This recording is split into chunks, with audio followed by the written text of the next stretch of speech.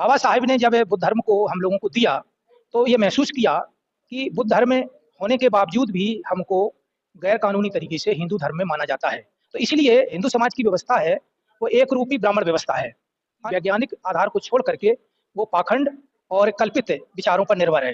जबकि बौद्ध जो फिलॉसफी है वो मानवतावादी और विज्ञानवादी है। आगे क्या करेंगे पर्सनल लॉ को लाने के लिए? के मामले में सुप्रीम कोर्ट ने हमारे फेवर में 3/1/2017 को ऑर्डर किया है कि इनका लॉ बनाइए। अगर इनको कोई परेशानी है तो लॉ कमीशन की सहायता ले सकते हैं। चलिए आयोग बना, संविधान समीक्षा आयोग के नाम पर। उसमें भी उसने ये सजेस्ट किया था कि जिनके कानून नहीं बने हैं उनके कानून बनाए जाएं। बाकी संविधान में किसी बदलाव की आवश्यकता नहीं है। हमारी विडंबना यह है कि हमारे एससी के और ओबीसी और ट्राइबल्स के बहुत सारे सांसद हैं, लेकिन वो चुप्पी मारे बैठे हैं, उनको कोई संवैधानिक बोध नहीं है। नमो बुद्धाय, जय भीम। मैं धीरेन्द्र कुमार, आप देख रहे हैं द बुद्धिस्ट टाइम्स टीवी। इस वक्त मैं राजधानी लखनऊ में मौजूद हूं और जैसा कि आपको मालूम है कि आज भारत के नए संसद का उद्घाटन हो रहा है एक और, तो दूसरी ओर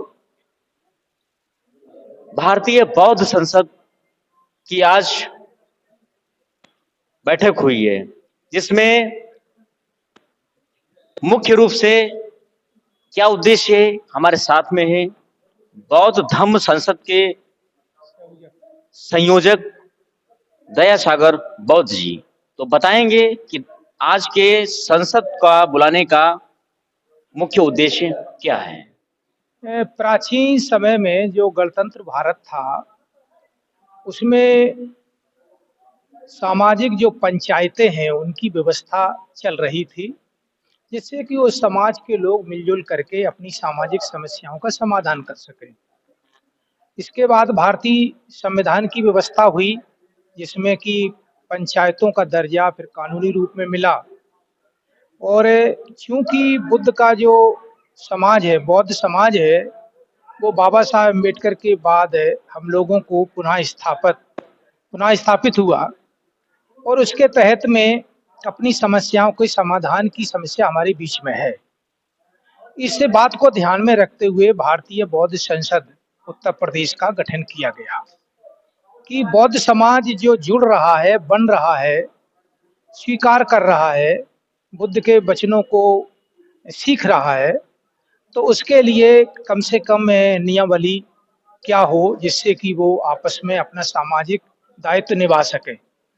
इस उद्देश्य से 5 विषयों को लेकर के ये संसद चलाई जाती है। पहला, जो हमारे ग्रस्त लोग हैं उनकी बुद्ध धर्म को लेकर के आपसी समस्याएं हैं, उनको कैसे चलाया जाए।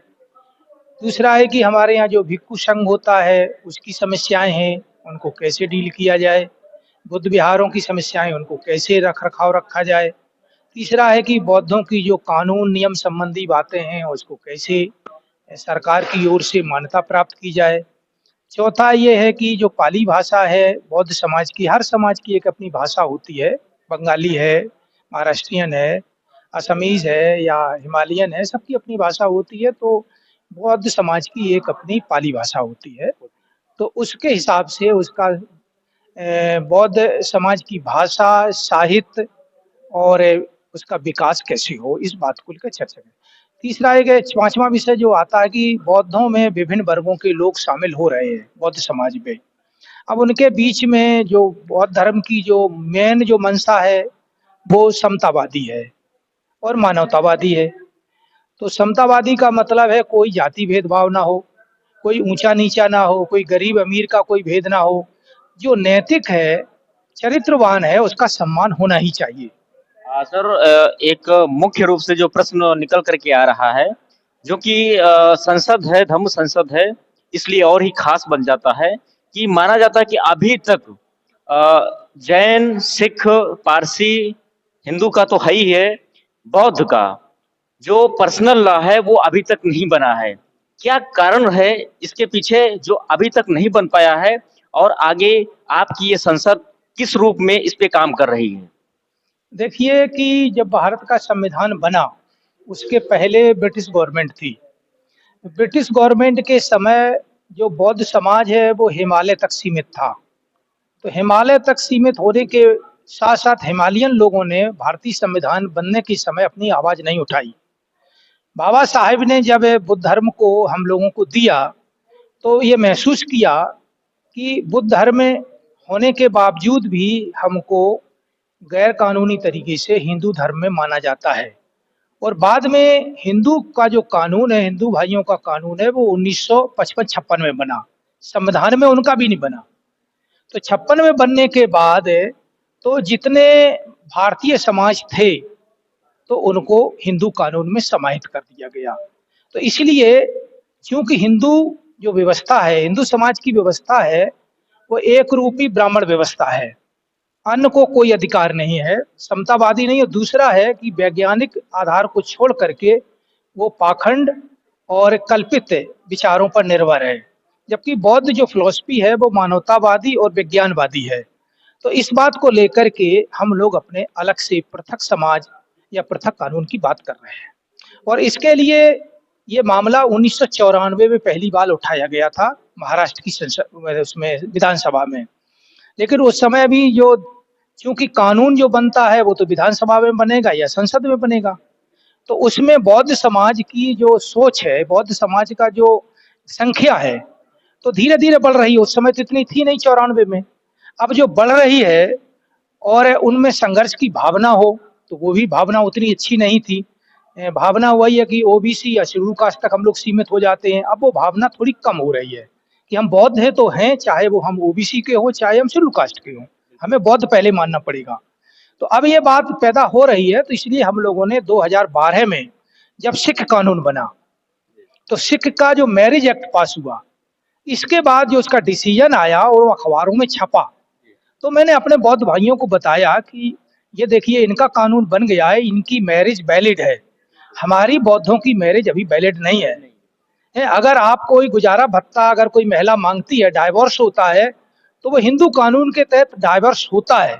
और कभी कभी ये अटकलें आ जाती है कि आपने विवाह जो है वो बौद्ध रीत से किया है, हिंदू रीत से आपने 7 फेरे नहीं लिए हैं, इसलिए वो मैरिज आपकी हुई ही नहीं, वो तो समझौता है आपका, ये विषय आता है। वो शादी को वैलिड नहीं मानते।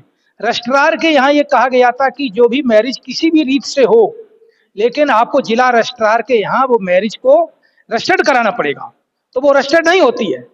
वो कह रहे कि आपने जिस कानून है जिसका, उस कानून से ब्याह शादी नहीं किया, आपने अपना कोई पंथ बना लिया, अपना कोई विचार बना लिया, आपने एक आपस में समझौता कर लिया, तो वो धार्मिक रूप में वो मैरिज वैलिड नहीं मानते हैं। इसलिए ये परम आवश्यक है, इसलिए ये लड़ाई लड़ी जा रही है। तो आगे क्या करेंगे पर्सनल लॉ को लाने के लिए? लॉ के मामले में सुप्रीम कोर्ट ने हमारे फेवर में 3/1/2017 को ऑर्डर किया है कि इनका लॉ बनाइए। अगर इनको कोई परेशानी है तो लॉ कमीशन की सहायता ले सकते हैं, लेकिन लॉ कमीशन गठित नहीं हुआ है 4 साल से। जब गठित नहीं हुआ है तो ये टाला बटोली कर रहे हैं। लॉ कमीशन ने ये कहा है ऐसी स्थिति में कानून मंत्री खुद डिसीजन ले सकते हैं, हमारी राय की कोई जरूरत नहीं है। इसके पहले 2002 में वेंकटेचलैया आयोग बना, संविधान समीक्षा आयोग के नाम पर। उसमें भी उसने ये सजेस्ट किया था कि जिनके कानून नहीं बने हैं उनके कानून बनाए जाएं, बाकी संविधान में किसी बदलाव की आवश्यकता नहीं है। इस बात को लेकर ये ठिन्न है और अपने तरीके से संविधान में कुछ क्लॉजों को बदलने की भीतरी कोशिश करते रहते हैं। ये व्यवस्था है, लेकिन हमारी विडंबना ये है कि हमारे एससी के और ओबीसी और ट्राइबल्स के बहुत सारे सांसद हैं, लेकिन वो चुप्पी मारे बैठे हैं, उनको कोई संवैधानिक बोध नहीं है। इस कारण से ये लड़ाई हम लोगों को लड़नी पड़ रही है और ये अंत तक लड़ाई लड़ी जाएगी जब तक कि बौद्ध कानून नहीं बनता है और हिंदू कानून से बौद्ध समाज मुक्त नहीं होता है, तब तक ये आंदोलन चलता रहेगा।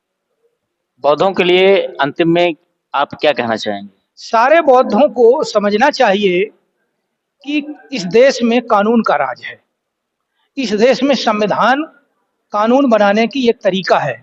तो अगर आप संविधान को मानते हो तो अपने बौद्ध कानून के लिए लड़ो और लड़कर के जिस व्यवस्था से हजारों सालों से बाबा साहब ने मुक्त कर दिया, उसका कानूनी रूप में मुक्ति पाने के लिए तुमको अपना कानून के लिए संघर्ष करना आवश्यक है। ये हम सबको संदेश देना चाहते हैं। और जब तक कानून नहीं बनता है तब तक आप अपने कानून के लिए लड़ाई लड़ते रहें। ये थे जो है भारतीय बौद्ध धम्म संसद के राष्ट्रीय संयोजक दया सागर बौद्ध जी, जो धम्म संसद के जो मुख्य उद्देश्य थे वो आपके बीच में रखे। देखते रहिए the Buddhist times TV. Video अच्छी लगी हो तो कमेंट करिए, शेयर करते रहिए। जय भीम, नमो बुद्धाय।